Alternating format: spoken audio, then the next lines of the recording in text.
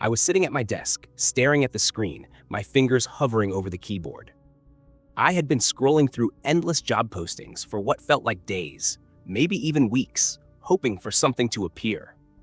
My phone had been buzzing with calls from the landlord, reminding me that rent was overdue and that the eviction process was already in motion. The bills were piling up, and the pressure was unbearable. I couldn't seem to get ahead, no matter how hard I tried. There was nothing left to do but keep searching, praying for a miracle, anything to pull me out of this mess. That's when I saw it. Earn $100,000.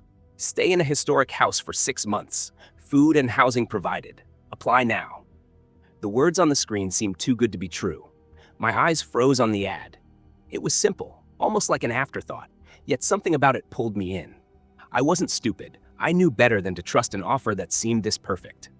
But something in the pit of my stomach told me that this was it, that this was the chance I had been waiting for. A lump formed in my throat, and my fingers clicked the link before I could stop them.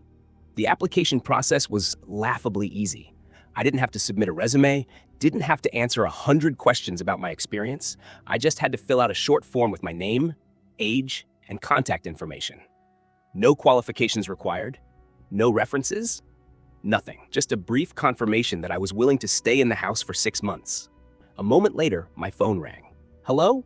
I answered, my voice trembling slightly from both fear and excitement. "Mr. Alex." The voice on the other end was calm, deep, almost hypnotic. "You've been selected for the position. Congratulations." I nearly dropped the phone. There was no way I could have been chosen so quickly. I hadn't even been expecting a response, let alone this acceptance. "You're exactly who we've been looking for. The house is waiting for you. The terms are simple. Stay for 6 months. The money is yours," the voice continued. Wait, what do you mean the house is waiting for me?" I stammered, my heart beginning to pound in my chest. The air in my small apartment suddenly felt heavier, suffocating. Something wasn't right. "You'll understand when you get there. I'm sure you'll have plenty of questions, but for now, let me tell you this. You'll need to follow the rules." The voice paused for a moment, then continued with unnerving calm. "Don't worry, Mr. Alex. You'll be well taken care of. Just follow the rules, and you'll have everything you need." There was no sign-off, no goodbye. The call simply ended.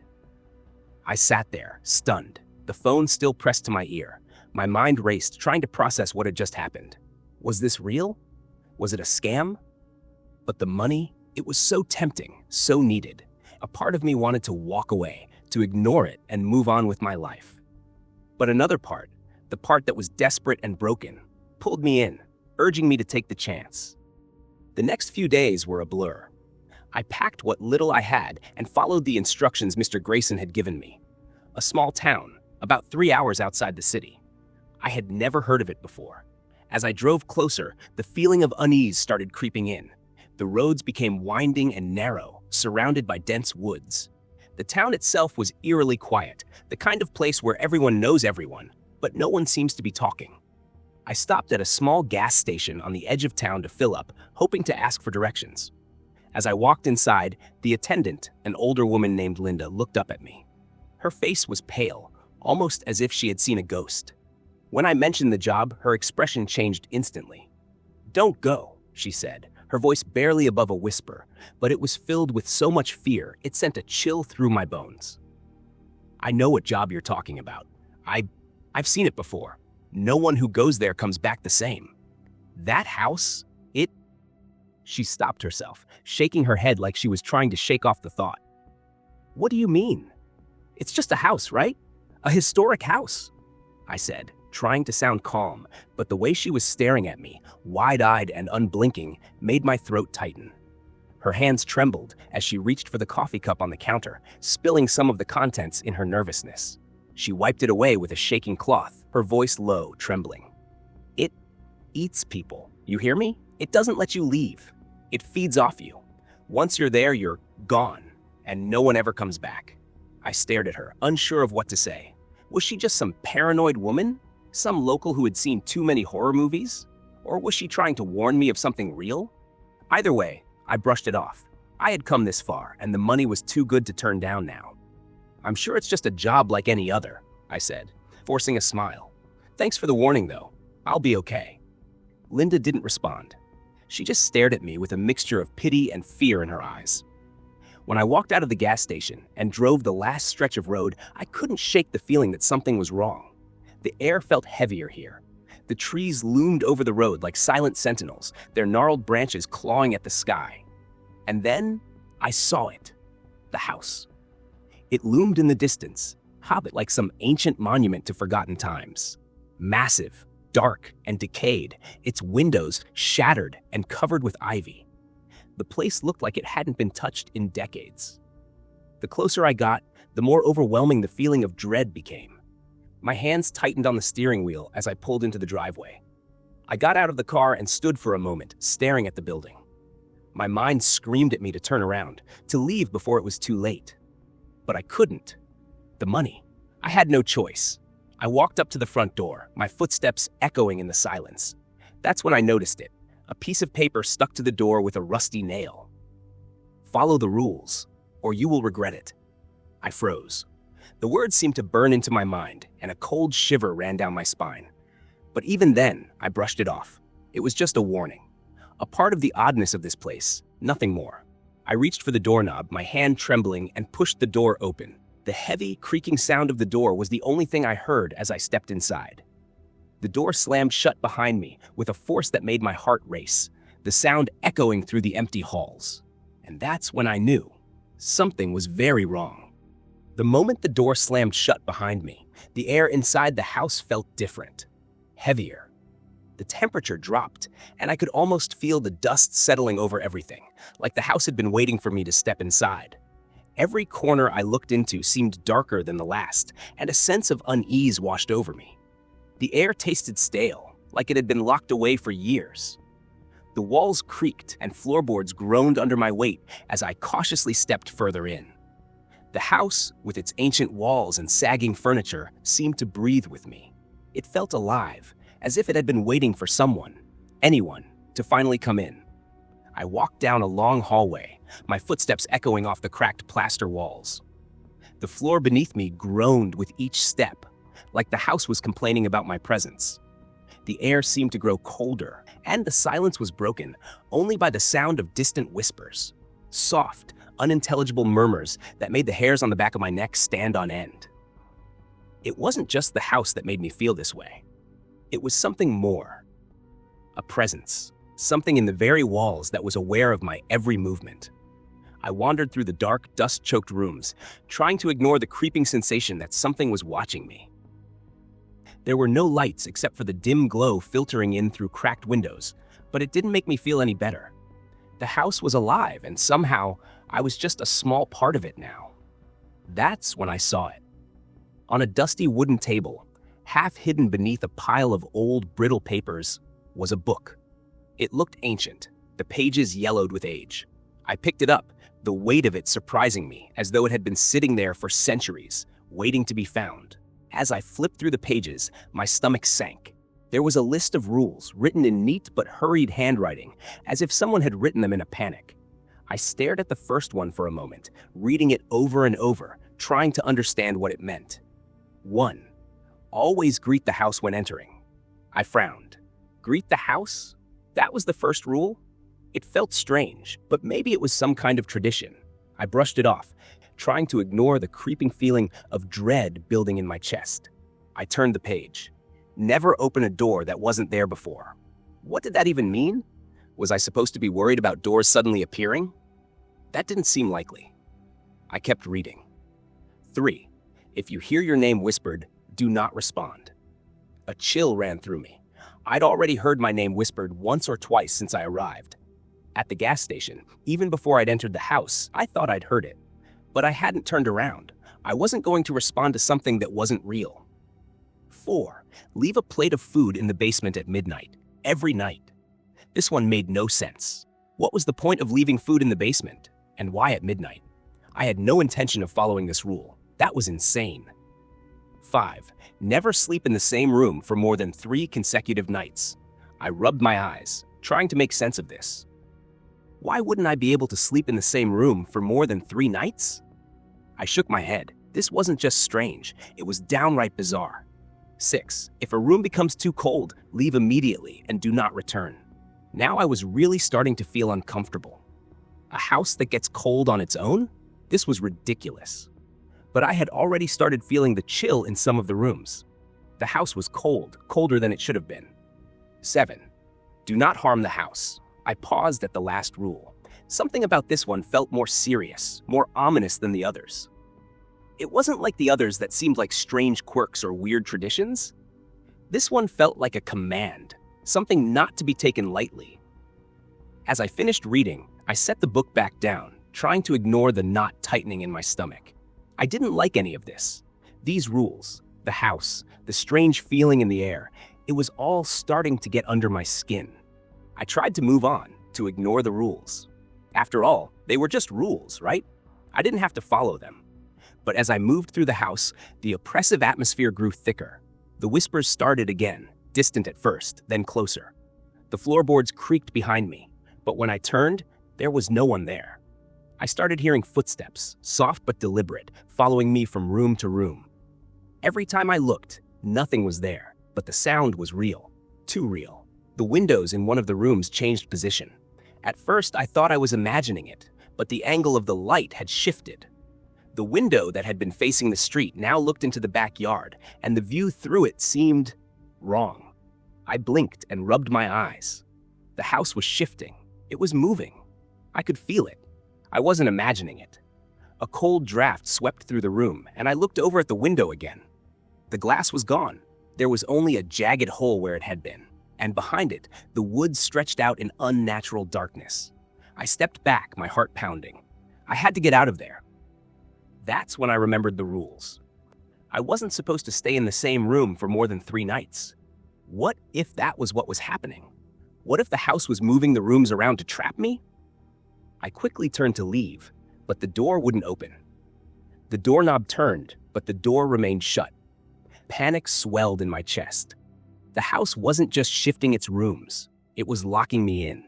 I banged on the door, my heart hammering in my chest, but there was no sound from the other side. The house was holding me captive. That's when I remembered the first rule. I hadn't greeted the house when I entered. I hadn't said anything at all. I had just walked in, thinking nothing of it. And now the house was angry. The lights flickered violently above me, plunging the room into darkness for a split second before they flickered back on. The air grew thicker, suffocating.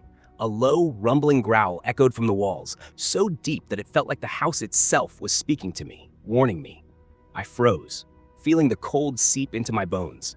I quickly turned around, my breath catching in my throat. A shadow, dark and moving, seemed to stretch across the wall. It moved on its own, its shape shifting, twisting in unnatural ways.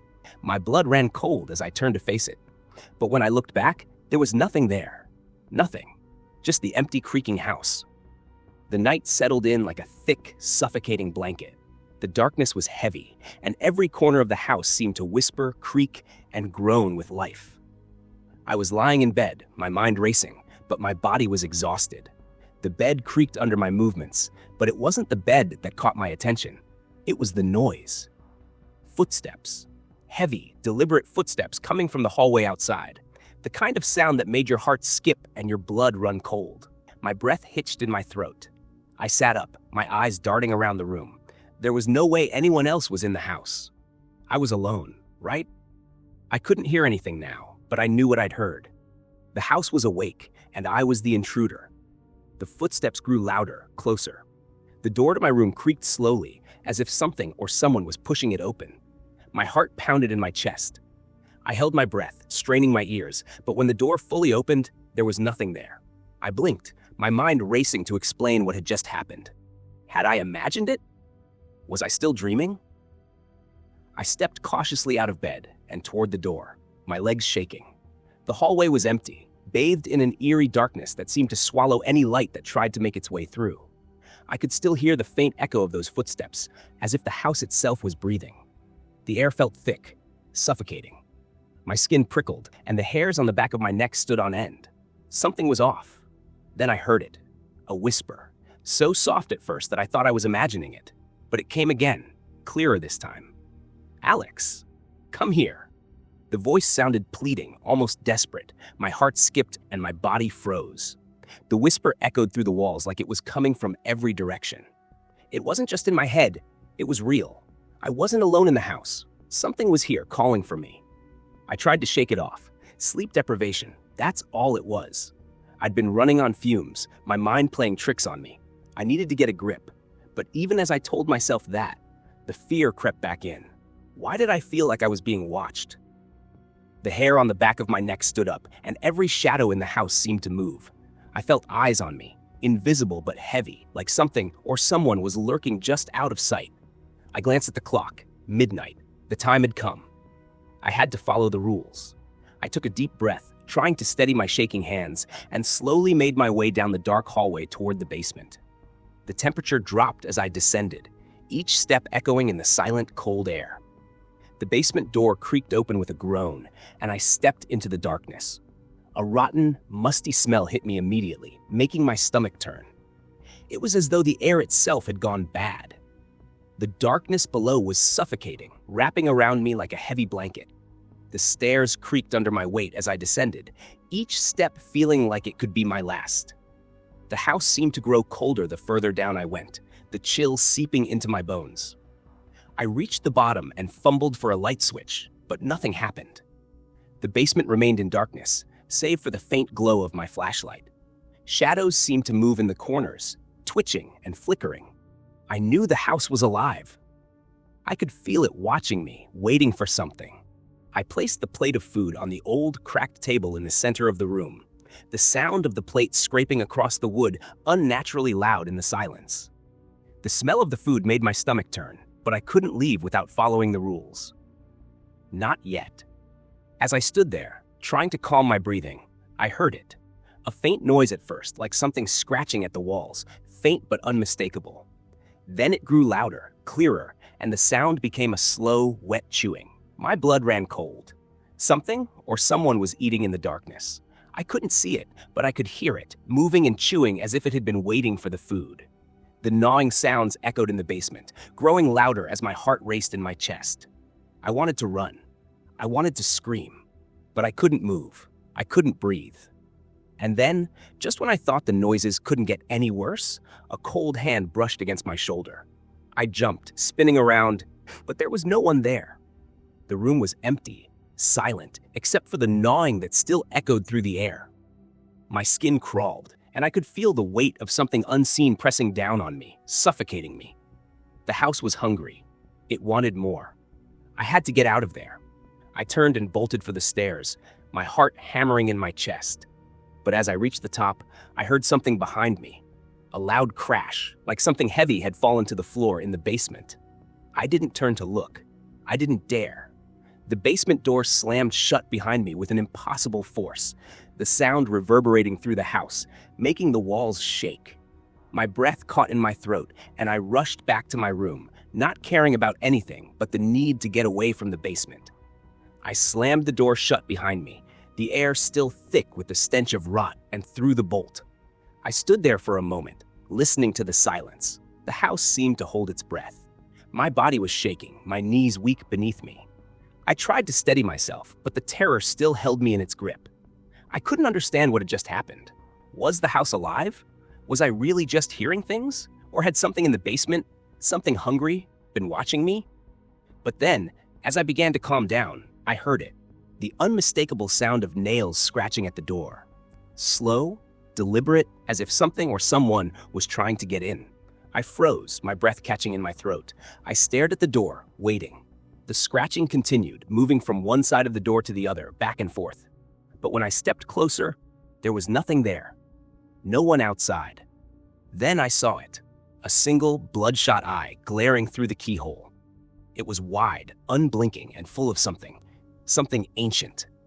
The eye seemed to stare right through me, as if it knew everything about me, as if it could see into my very soul. I backed away slowly, my heart racing. I didn't know what I was supposed to do. I didn't know how to survive this house. But I knew one thing for sure. The house was watching me, and it was hungry. The air in the house felt thick, almost suffocating, as I moved through its rooms. Every corner seemed to hold a secret.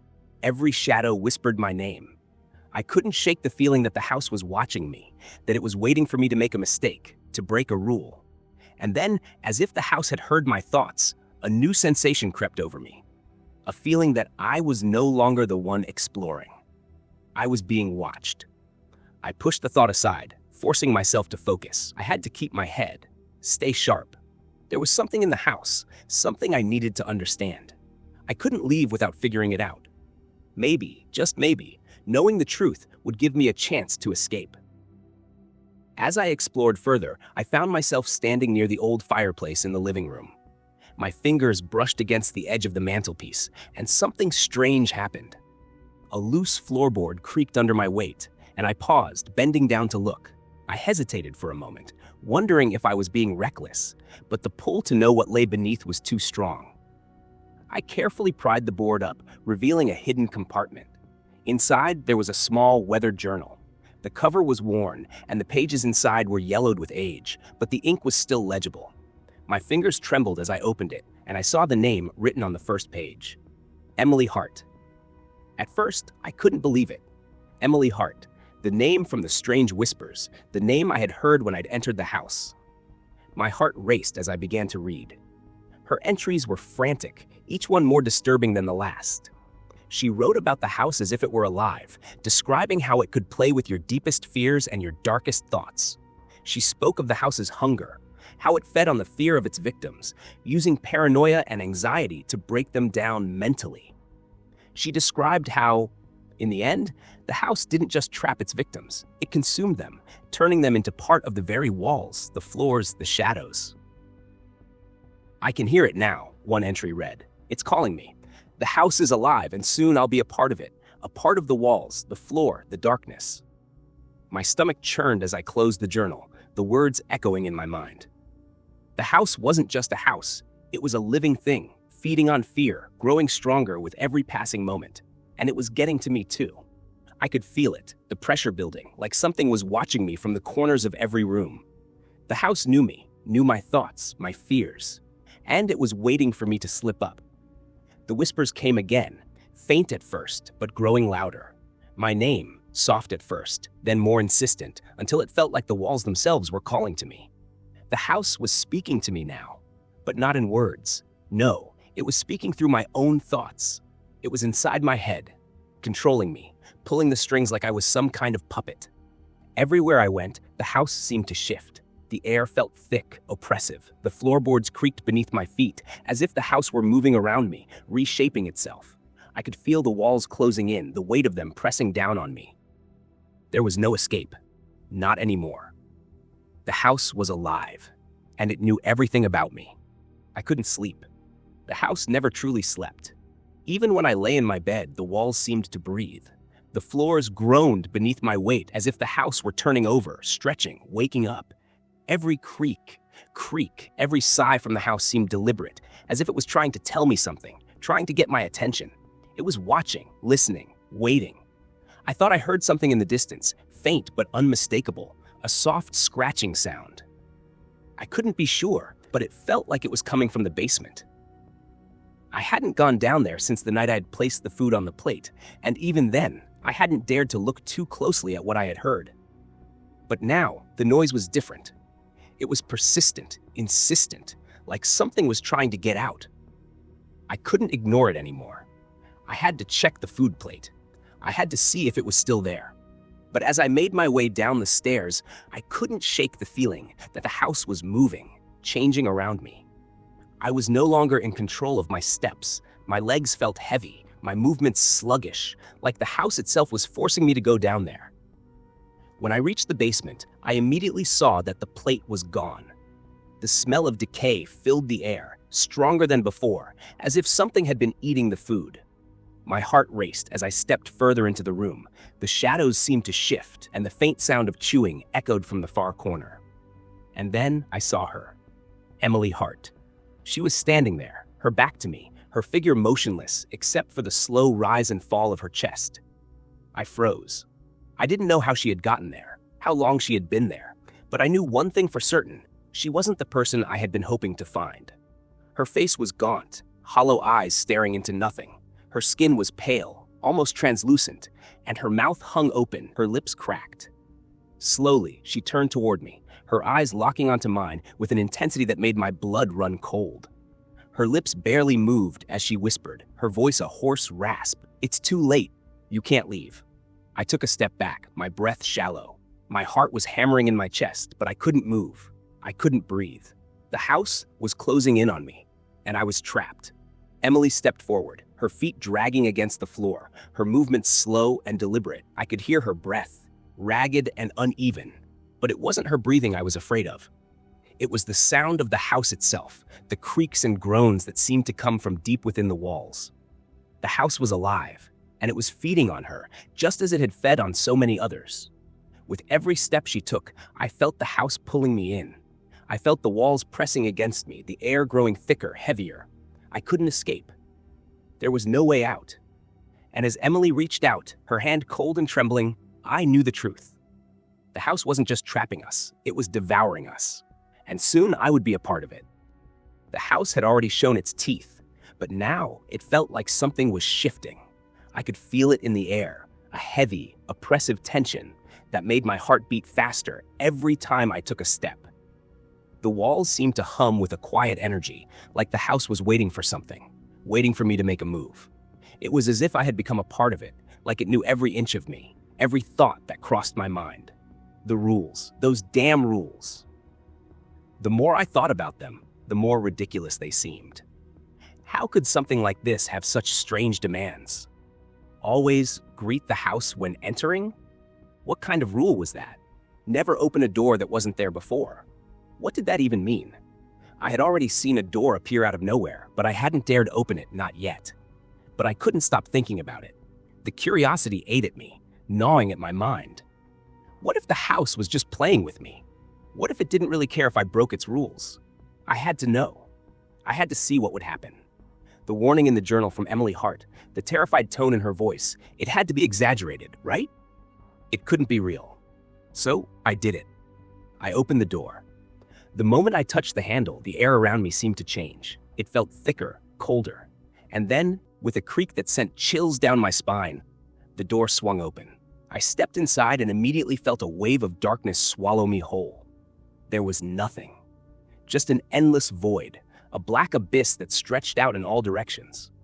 I took a step forward, then another, but there was no end to it. I could feel the house watching, waiting as I stood there, suspended in the dark. And then, the retaliation came. It was like a violent slap to the face. Furniture that had been still for hours suddenly flew across the room, crashing against the walls with deafening force. The windows shattered, the glass spraying across the floor. The walls themselves groaned, as if in pain, as the floor beneath my feet began to shake. The air grew thick with the smell of rot, and the temperature dropped drastically. I could see my breath fog in front of me, my skin prickling with the cold. And then, the shadows. They stretched, bending and twisting in ways that didn't make sense. They grew longer, thinner, and seemed to follow me wherever I went. I couldn't escape them. It was as if the darkness itself was alive, and it was reaching for me, trying to pull me into it. I ran, stumbling back to the door, but it slammed shut behind me with a force that made the whole house tremble. I couldn't get out. The house was furious, and I had just made the biggest mistake of my life. I thought it might be over. I thought that if I just stayed still, the house would calm down, but I was wrong. The rage seemed to intensify. The walls closed in, the ceiling lowering as the pressure built around me.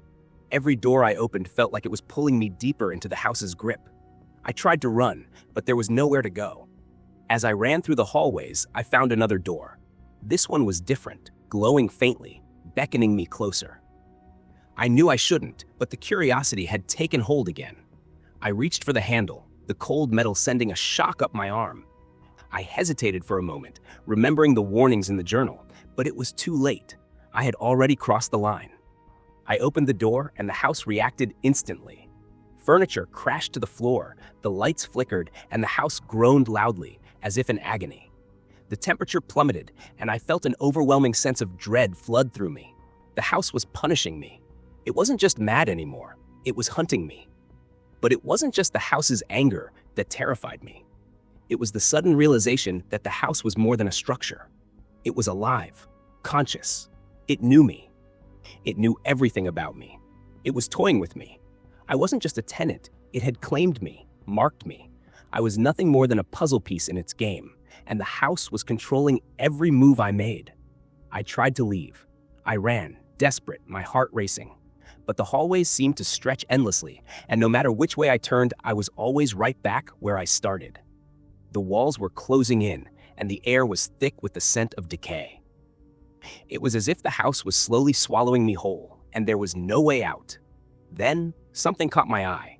It was small at first, but as I took a few steps closer, I saw what it was. Photographs. Photographs of me. They were scattered across the floor, taken while I had been asleep the night before. My heart stopped in my chest. How? How had the house taken these pictures? I hadn't seen a camera, hadn't heard any clicks. But there they were, clear as day, showing me lying in my bed, my face twisted in fear as I slept. The house had been watching me. It knew me better than I knew myself. I heard it then. The whispers. Soft, faint at first, like a breeze brushing against my ear, but it grew louder, more insistent, until it was almost deafening. Alex, come here. I froze. The whispers were coming from everywhere. The walls, the floor, the ceiling. It was as if the house itself had taken my name and was calling me into its depths, pulling me closer with every syllable. I knew the rule. I knew what I had to do. Don't respond. Don't acknowledge the voice. But something inside me snapped. I didn't want to listen to the whispers anymore. I didn't want to play by the house's rules. I didn't care. I refused to answer. And that was when everything changed. The house groaned, a low, bone-chilling sound that seemed to rattle my bones. The walls shook, the lights flickered, and the very foundation of the house seemed to shift beneath my feet. The whispers turned into shrieks, angry, deafening, as if the house were screaming in fury. The ground cracked open beneath me, and I fell. I wasn't sure where I was anymore. I wasn't sure if I was even alive. The house had consumed everything that made me who I was, and now it was taking the last piece of me. It was too late. I had broken the rules, and now the house was going to make me its own. Alex had spent days in that house, but now the reality of what was happening settled over them like a heavy weight. The house wasn't just alive. It was something much worse. It fed on more than just fear. It fed on souls. The journal, which had once seemed like a lifeline, now felt like a cursed message, one that sealed Alex's fate. Elijah Grayson, the man who had built this house, wasn't just a man. He had been a cultist, someone who had twisted the very fabric of life and death to trap souls inside the house, using them to fuel its hunger. Alex couldn't stop thinking about those final words in Emily Hart's journal. The house had been playing with them all along, manipulating their every move, bending the rules, bending time itself. The walls, the floors, the very air around them. Everything had been shifting and changing to keep them trapped. Every step Alex took was another step into a never-ending maze, and the walls seemed to mock their every attempt to escape. The house felt different now. It wasn't just the coldness in the air or the strange groans that echoed through the halls. No, this was something more sinister. The walls were bleeding. It wasn't real blood, but a thick, dark liquid that seeped from the cracks in the plaster and ran down like a twisted version of rain. The floorboards felt sticky underfoot, and the smell of decay grew stronger by the second. But it wasn't just the house itself. As Alex moved through the halls, they heard voices, distorted, muffled voices that seemed to echo from the very walls. They were voices of people who had once lived here, people who had fallen victim to the house's hunger, trapped here like Alex now was. "Help me," one voice whispered. "Get out while you can." Another voice sobbed. "Don't let it take you. It never lets go." Alex tried to cover their ears, to block out the voices, but it didn't help. The house had them in its grasp, and the more they struggled, the tighter its grip became. When Alex tried to leave, they found something far worse than they had imagined. Every door they opened led them back to the same hallway, as if the house was rearranging itself just to keep them inside. The windows were no better. Beyond them, there was nothing but dark, endless woods. No way out, no way to escape. Every turn, every step, every breath was just part of the trap. As the hours passed, Alex's desperation grew. They ran, they screamed, they begged for the door to open, for someone, anyone to hear them. but there was no one. The house was the only thing left, and it was a prison with no walls and no bars. It was the walls themselves. It was the floors, the ceiling, the shadows. Alex could feel the house shifting, moving, closing in on them. There was no place that felt safe, no place to hide. And then came the worst realization of all. Alex wasn't just a prisoner of the house. They were becoming part of it. The feeling was slow at first, just a strange heaviness in the chest, a deep aching in their bones. But then it started to change them, body and mind. It was like their very thoughts were being pulled apart, twisted. Their hands began to feel strange, as if the skin was no longer their own. They looked down, and for a second, they could have sworn the veins in their arms had shifted, grown darker. It wasn't just their body, it was their mind, too. Their thoughts were no longer their own. The house was in their head, mixing with their memories, distorting their thoughts, erasing what made them them. The more they tried to fight it, the more the house pushed back.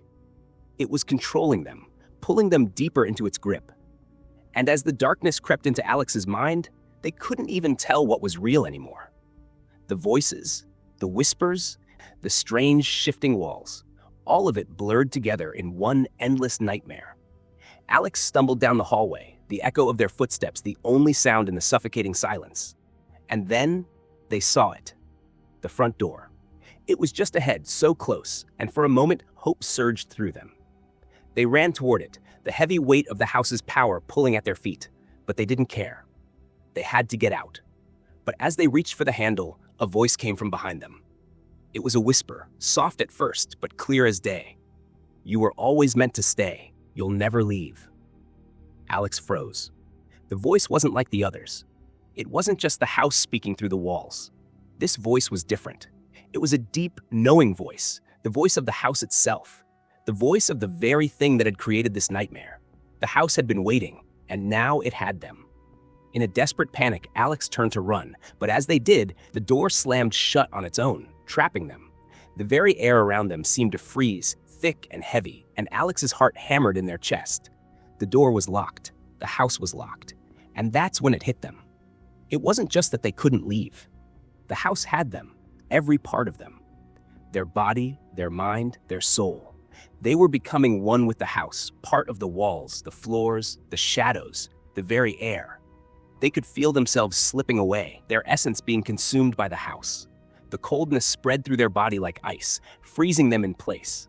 They couldn't move. They couldn't scream. Alex was no longer Alex. They were the house. Alex's mind was slipping away. They could feel it, the slow, steady pull, like something was drawing them in, swallowing them whole. Their skin felt tight, not their own anymore.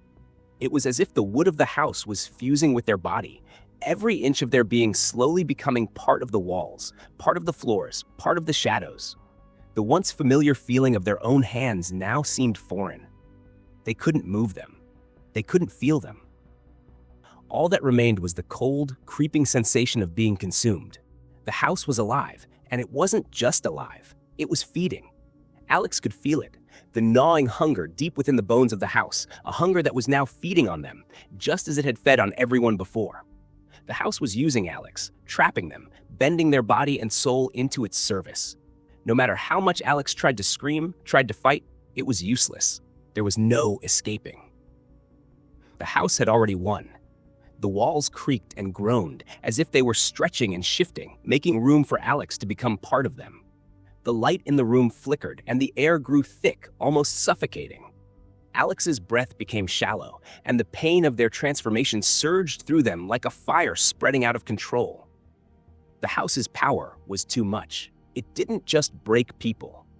It broke their very essence, pulling everything apart and melding it together into something else.